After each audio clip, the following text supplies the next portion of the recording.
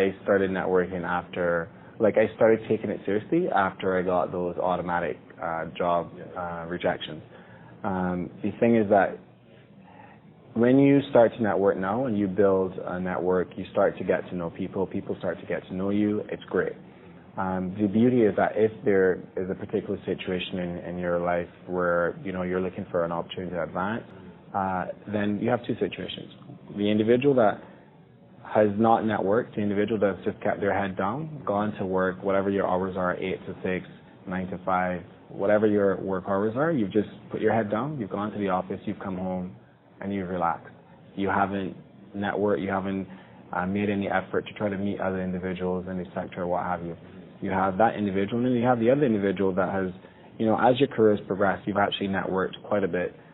You've now gotten a pretty good network of individuals, not necessarily saying you're on LinkedIn and you have 800 connections. You actually have, like, a proper network of individuals that you... Or people that you can reach out to. Exactly. So the one situation is that you have your ideal next role, or you're looking for a next role, and then you have a network of individuals out there that you can either send feelers out to. If there's a specific job, you can actually, now you have people that can validate and vouch for you. It makes it a lot easier for you to tap into that resource because they know you're ready, right? To try to get to that role, next level, or what have you, or even just to get some career advice. Versus the other person, you have no one, and you now have to start from scratch.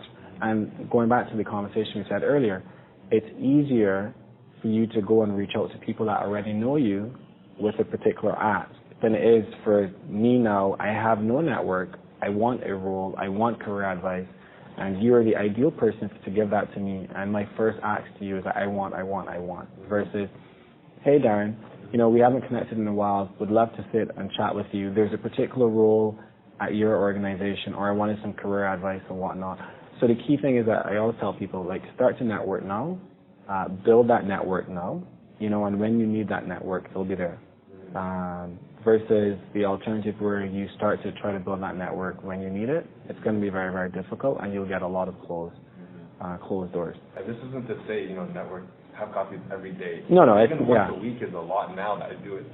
Yeah, it's like, it's not about, that's the thing, and the fact is that if you start extremely early in your career, you'll realize it's not as burdensome as if you start later in your career, right? Because what happens is that I've met quite a few people who they start to network now because they want a new job.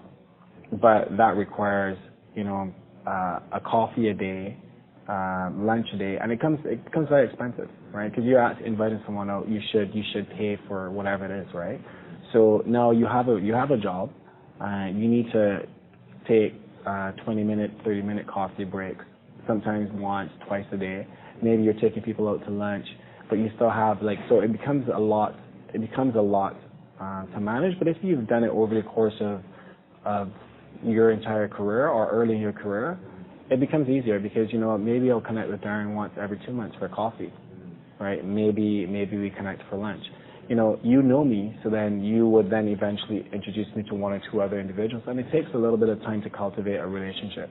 But you can't cultivate a relationship where someone will be willing to put your name forward, vouch for you, be a reference, or tell you an opportunity that's actually not available or publicly posted out there as yet, if they don't have that relationship with you.